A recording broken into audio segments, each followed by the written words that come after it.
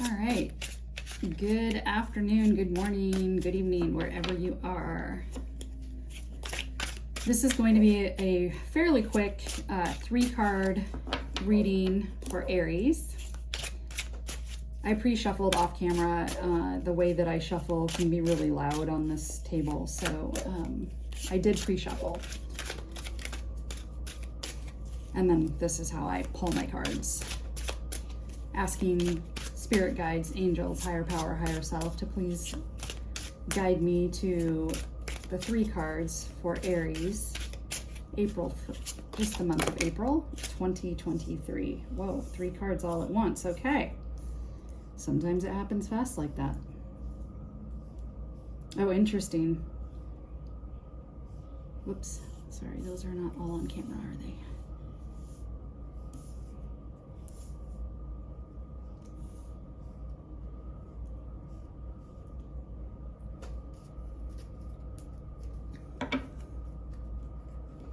I do like to look at the bottom of the deck. So Aries, April 2023. You have your back turned to something, walking away from something. So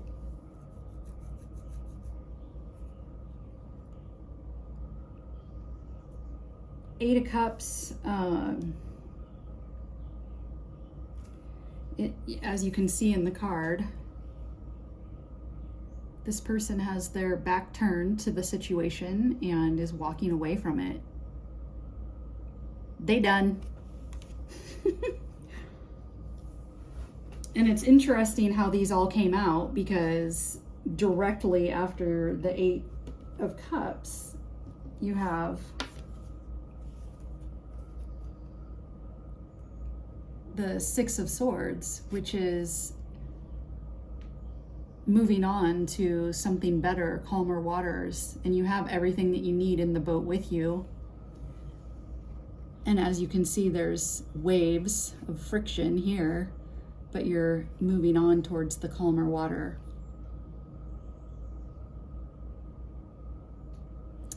So, I mean, apply it as necessary to whatever situation. Is it a love situation? Is it a work situation? I'm not sure. I feel like it could actually be a work situation, only because the next card is the King of Pentacles, which is a great king to have, and then the following card and bottom of the deck is 7 of Pentacles. So it feels like a work situation, since Pentacles are money, but it doesn't necessarily have to be. The King of Pentacles, though, is definitely somebody who likes to be grounded, likes to feel in control and have everything they need. You can see their home in the background, or castle, whatever you want to call it. A confident person, knowing that their pentacles are safe and they have everything that they need. So the other reason that it makes me feel like it is a work situation is, and it almost seems like, I don't know, maybe the 7 of Pentacles is you've planted a lot of seeds already, and you're still tending to them and watching them grow, but there's still work to be done. So it does make me feel a little bit like maybe you might be changing jobs, but it's in the same field. Or perhaps maybe you're taking your clients and going out on your own. So these are the seeds you've already planted for that. Again, apply it to your situation, however it is. But yeah, it definitely feels good. It feels like things are going to be solid again. And they may still be as things switch up, and because this is definitely a card of movement, change, and turning your back on something.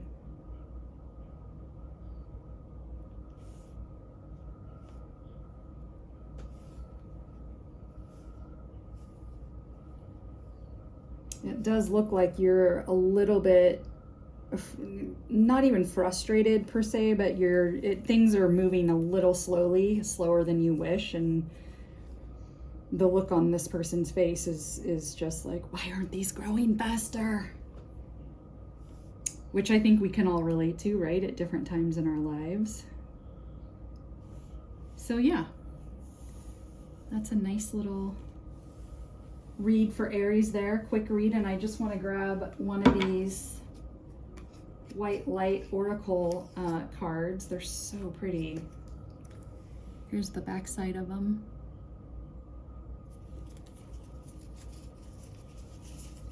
Spirit guides, angels, higher power, please show us one of these beautiful cards for Aries, month of April 2023. What is the oracle message for Aries, April 2023? Thank you, spirit guides, angels, higher self, higher power. One message, please. Thank you.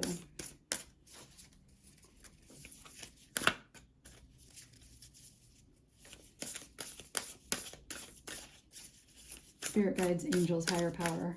What is the message for the oracle cards for Aries, April 2023? Thank you.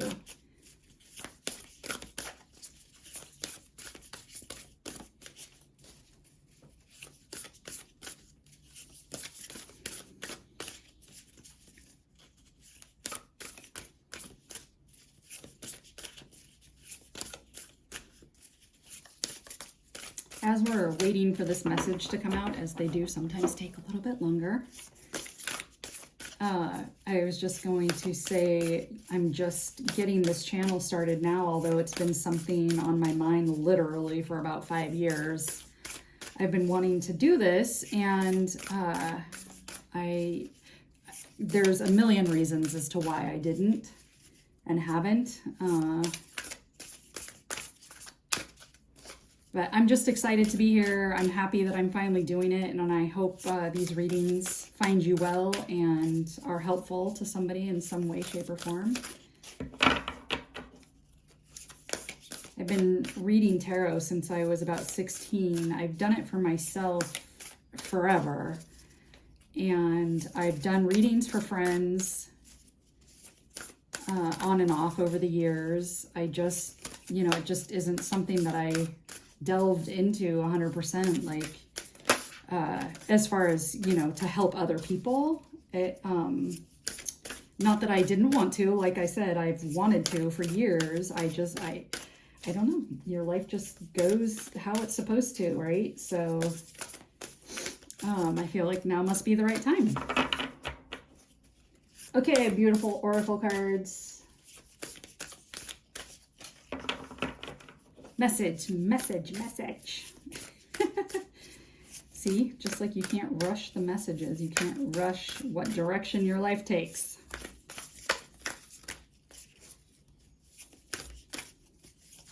There we go. Thank you.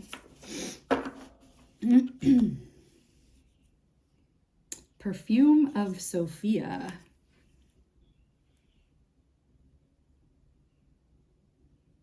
I just love these cards.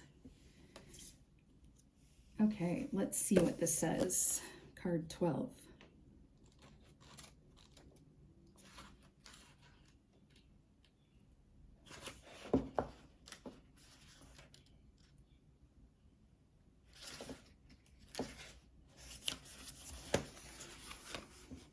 You will be able to sense the best timing and approach to take.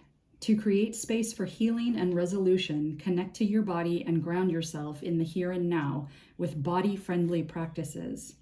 You will find your way intuitively and instinctively, even though confusing circumstances where one moment you are sure the answer is no, and the next moment you are sure it is yes.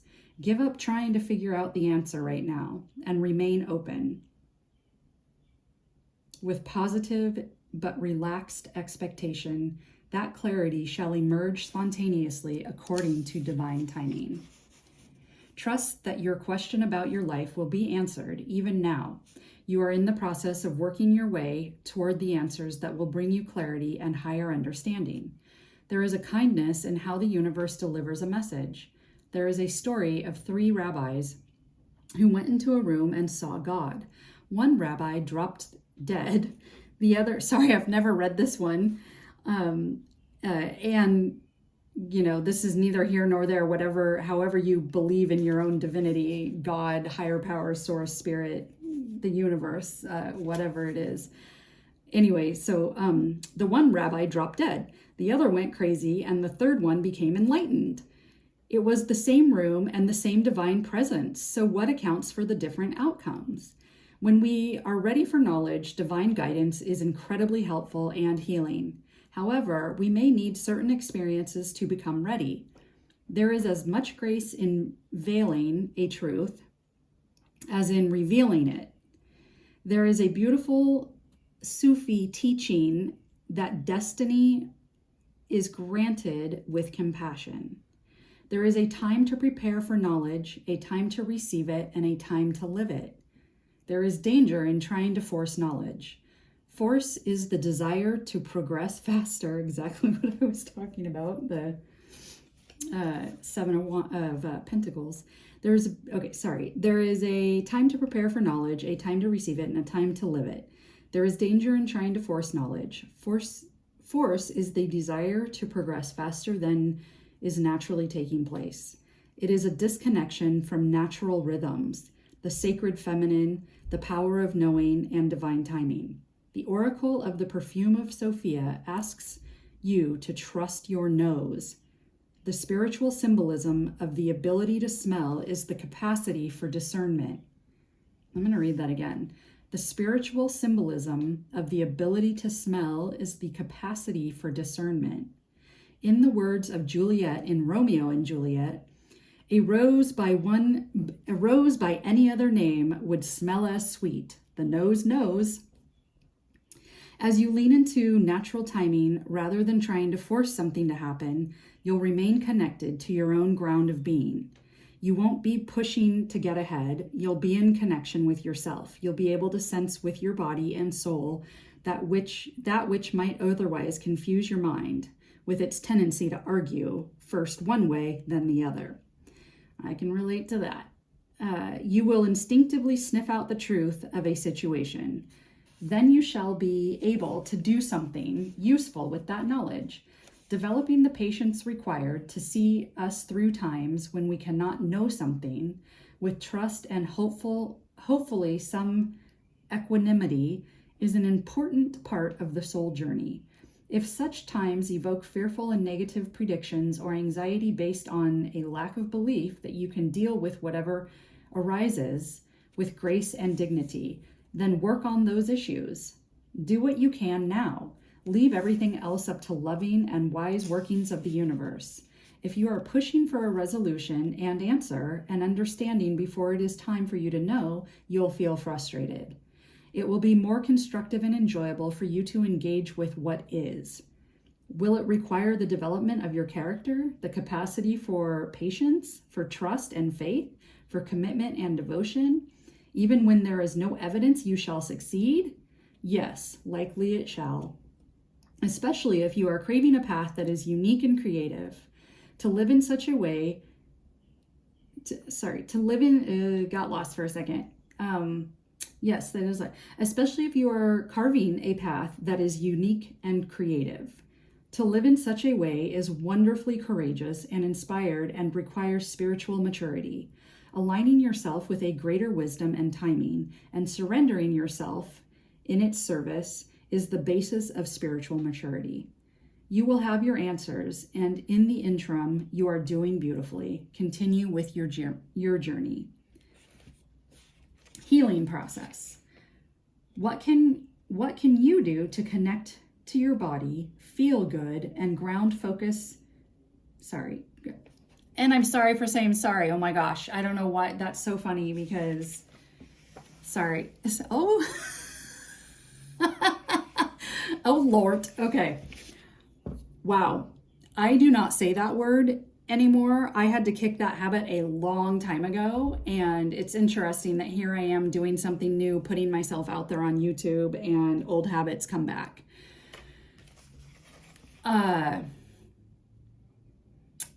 Yeah, I don't say that word, and it's interesting that I just did it 4 times. Anywho, moving on. Healing process. What can you do to connect to your body, feel good, and ground and focus your energies in the here and now? Some examples might be walking in nature, doing some stretches or a full yoga practice, meditating or breathing, and relaxation techniques. When can you do that for yourself? Make a plan to do it and stick to it.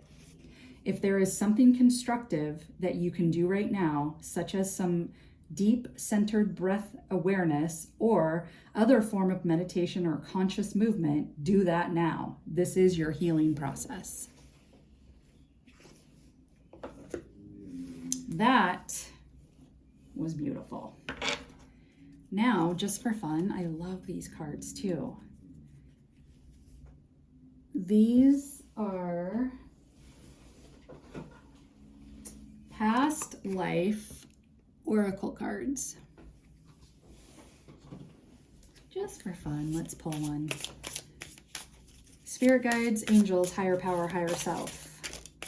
There we go. The message today for you, Aries, is forgiveness. And is that forgiveness of oneself?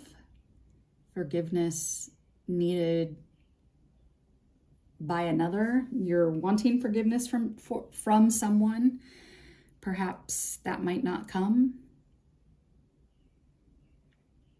Or maybe it's just forgiveness for yourself, releasing and letting go of all things. 2 beautiful doves on here in the clouds. All right, Aries, I appreciate you tuning in and being here. You are literally the first reading that I'm doing for this new channel. And this channel obviously will grow and change over the years, and things will be done differently. This is just my first setup because the spirit moved me today. Wouldn't you know, on April 1st. And it's not a joke. I am doing this channel. All right, so thank you very much for being here, listening. I wish you all the very best and in everything. Health, love, life, finances, all of it. Take care. Talk soon. Bye-bye.